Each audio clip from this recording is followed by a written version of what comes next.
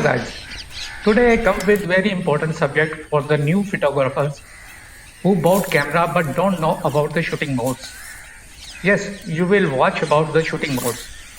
To show you how it works, I come to near of my house to shoot in these modes. These modes are essential in digital camera to control the exposure. Whether you are beginner or an advanced amateur, you should know about the all shooting modes and which modes is the best in which situation. Types of camera modes. Here are the four main types of camera modes that can be found in most digital cameras today.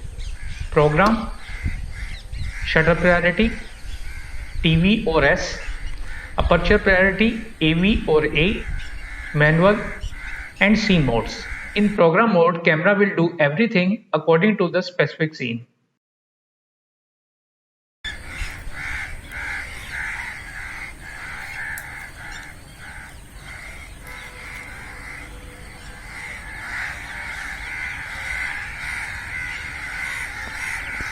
In shutter mode, camera control the aperture and you control the shutter speed.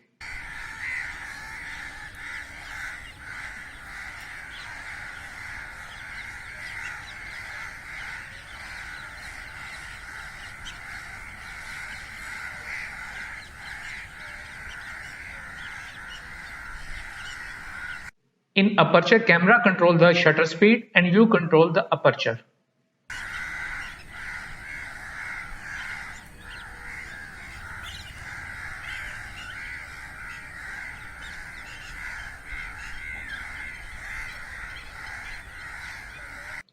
In manual mode, you control both shutter as well as aperture.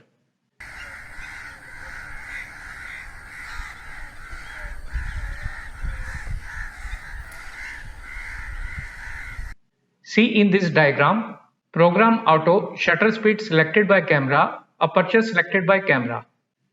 In shutter priority, shutter speed selected by photographer and aperture selected by camera. In aperture priority, shutter speed selected by camera and aperture selected by the photographer. In manual mode, shutter speed selected by photographer and aperture selected by photographer. In this series, you can first watch about program and aperture mode. I am shooting a flower that I find here but little wired because wind is blowing and sun is going down and light is very low. Anyhow, I am using tripod here to start with the program mode. As I have already discussed that in program mode, the camera automatically chooses the aperture and the shutter speed for you. The calculation based on the amount of the light that passes through the lens. The camera will try to balance between aperture and shutter speed, increasing and decreasing the two based on the intensity of the light. If you point the camera to the bright area, the aperture will automatically increase the bigger number, while keeping the shutter speed reasonably fast. Pointing the camera to the darker area will decrease the aperture to the lower number in order to maintain a reasonably fast shutter speed. If there is not enough light, the lens aperture will stay at the lowest number. Lowest number means maximum aperture, while the shutter speed will keep on decreasing until it reaches proper exposure. So I set my camera in Wi-Fi mode with the mobile device. If you want to know how you can control your camera with your phone, watch my video. I have added card above and also added the link in the description. Here you can see both shutter and aperture values are locked. And the camera set both values automatically, shutter to 1:50 seconds and aperture to 5.6 according to the scene requirement. Exposure is perfect. Normally in flower shots we need shallow depth of field. If need sharp background too, then this setting will not work for us. Pros and cons of the program mode. Any beginner can use any digital or mirrorless camera without knowing any exposure settings and ready to click. No control over exposure. You can't do creative photography. You can't control depth of field. You can't create bokeh, freeze actions, blur effects, and many other. And it is not for the professional. I personally never use this mode. Now come to aperture priority mode. Before going further, you should know what is the aperture and how it works. Let's watch. When any new hobbyist or beginner start photography, They are very curious to learn about what is a aperture, shutter speed and ISO. A shutter speed, ISO and aperture. These are three main pillars of any kind of photography. In the coming videos, I will discuss about what is shutter speed, what is ISO, what is the relation of ISO, aperture and shutter speed, what is aperture and how it works. So aperture is a hole within a lens through which light travels into the camera body. In this video, I will discuss about aperture in details and how it works. It is an easy concept to understand for those who understand how your eyes work and how it responds in light and darkness. So come and let's start it. As you move between bright and dark environments, as you know, the iris in your eyes either expands or shrinks in darkness or light, controlling the size of your pupil. In photography, the pupil of your lens is called your aperture. Everyone knows that your pupils will change size according to the amount of light you are experiencing. With more light, the pupil constricts and becomes smaller. Less light and your pupil dilates.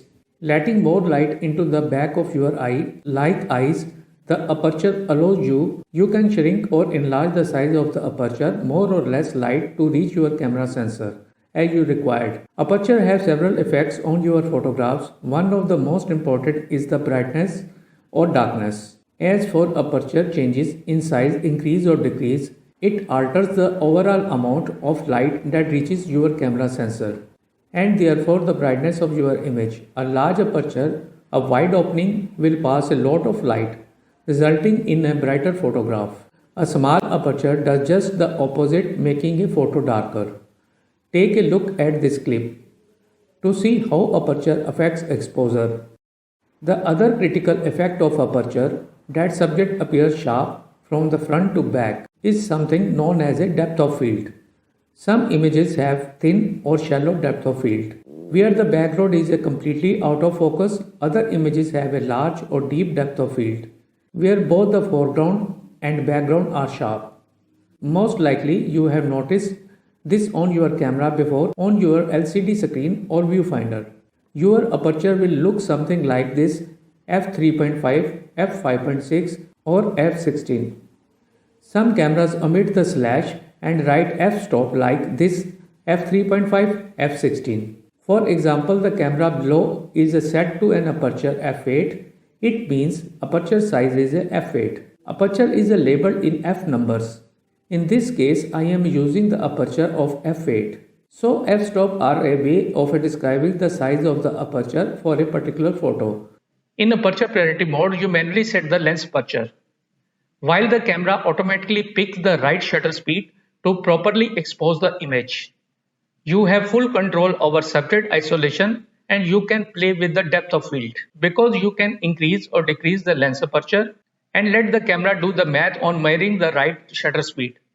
If there is too much light, the camera will automatically increase the shutter speed. While if you are in low light environment, the camera will decrease the shutter speed. I am also shooting at present in low light, so I changed my mode program to aperture priority mode. Mobile can't change the settings, till then you will not change from the camera. So first disconnect the mobile Wi-Fi connection and change mode program to aperture.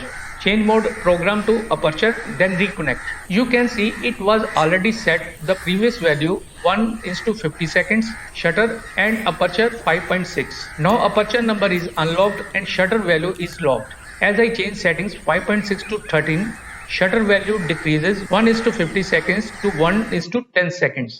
And in the background is more sharp than image taken on 5.6. So one step more, as I change aperture value to f13 to f22, shutter speed decrease 1:10 second to 1:3 second. So you have full control on the depth of field in aperture priority mode. But when you use narrow aperture, keep in the mind the light should be fine. Or if light is too low, then you need to use a tripod. Also take care the image you are shooting, is it not in motion. In my case today, sun is going down, light is very less and wind is blowing, so shot I taken in aperture f22, it was blurred.